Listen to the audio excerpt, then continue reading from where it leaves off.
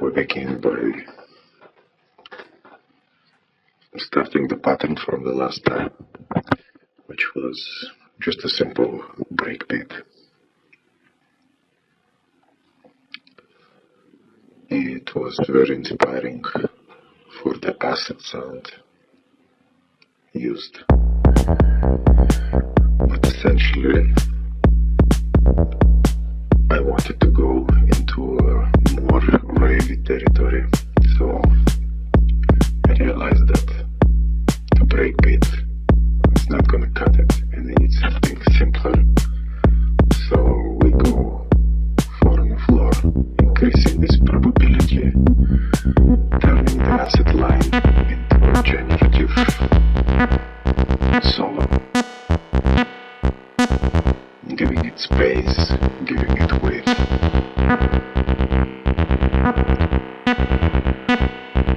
The additional voices forming from the delay time. Nasty.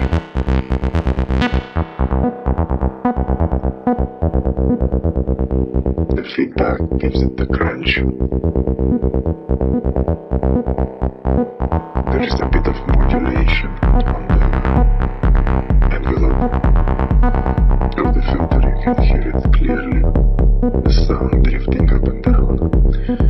Digitone has only 2 LFOs, but that's enough to make it move.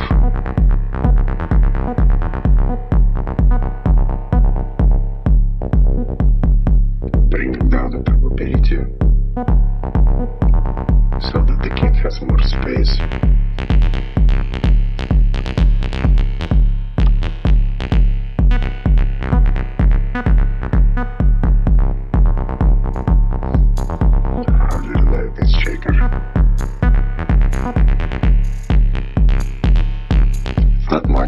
Of an addition to the groove, it's more of a diversity to the ears, contextual voices, different characters like in a jazz band.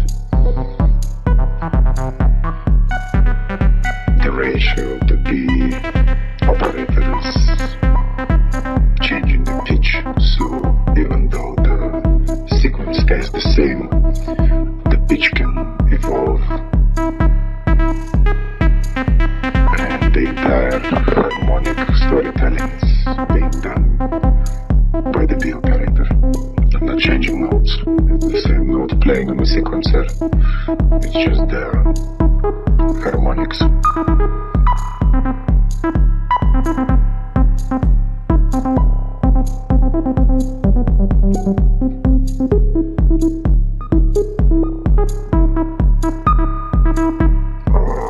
Now we're coming to the delay time, the feedback, the artifacts.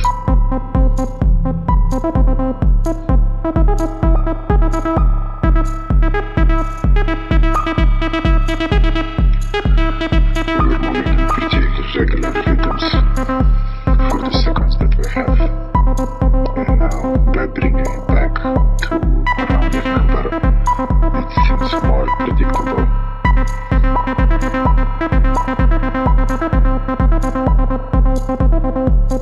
And now we're going in a pure techno territory. The loop of 4.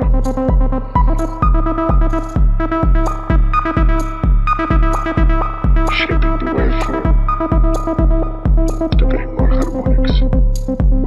Shifting into the X group of the operators A, C, and B.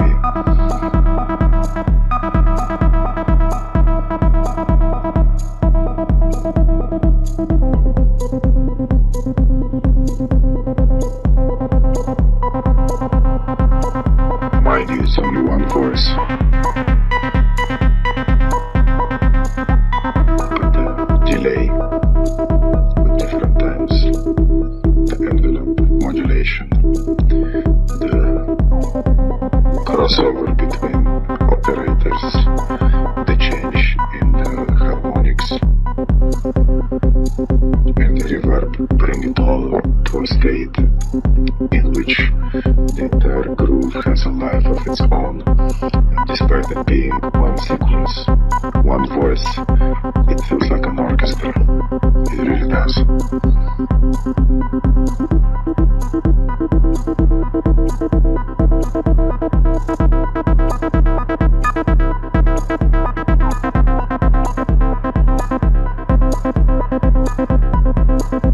Coming back to this acid territory. Now the mass begins. The chaos.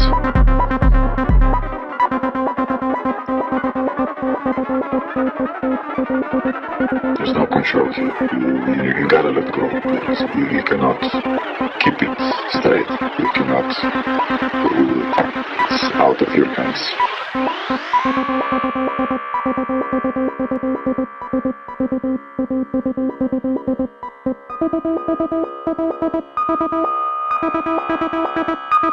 Don't go past 100.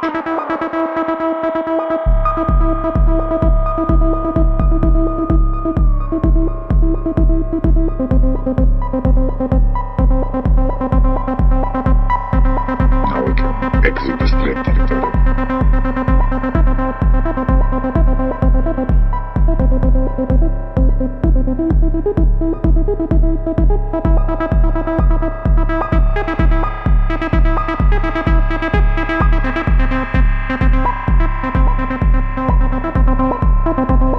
Let's get this with of a unison. Modding the sound, removing the clarity and sharpness.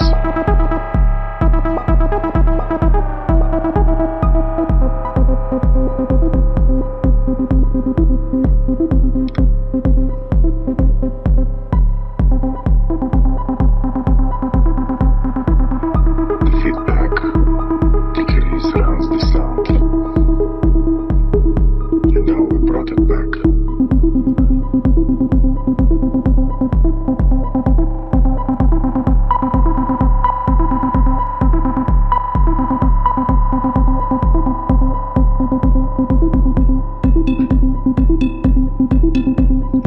All these bells. Remind me of a clock. Counting down the time we have.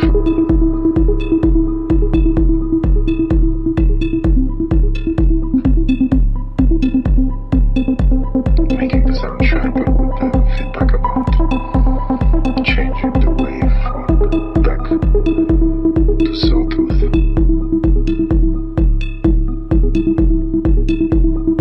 Making the unison a bit wider.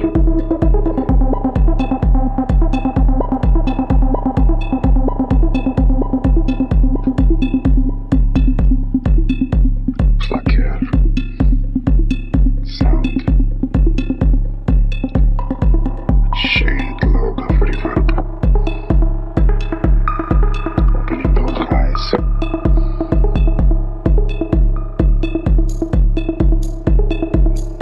With all the percussion, the melody takes second place. From an acid bassline, it turned into an ambient soundscape. Don't forget that it's still being governed by the ratio of the operator and not a sequencer. There is no harmonic changes in the sequencer. We stay in the same pattern, same scale. The only variation is happening to the pattern length, the operators, the feedback, the timing of the delay, waveforms, and the envelope of the filter. You don't need many tools to achieve diversity. You can tell a story with a handful.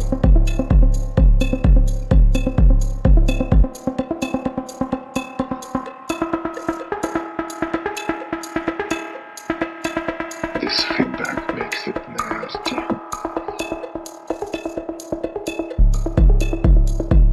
The only issue with controlling so many elements is that you can't have a proper sense of a storytelling.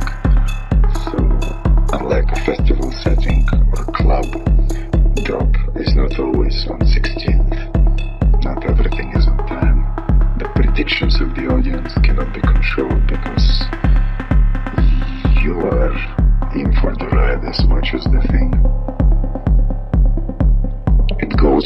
consciousness and you go with it. You push it left and right.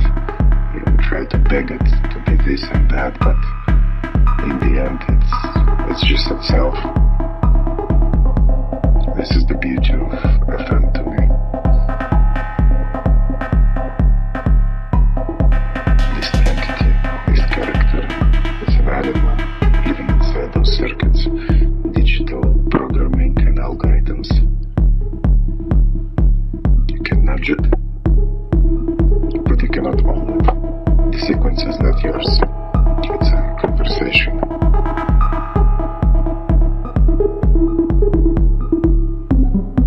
The better you know your FM synth,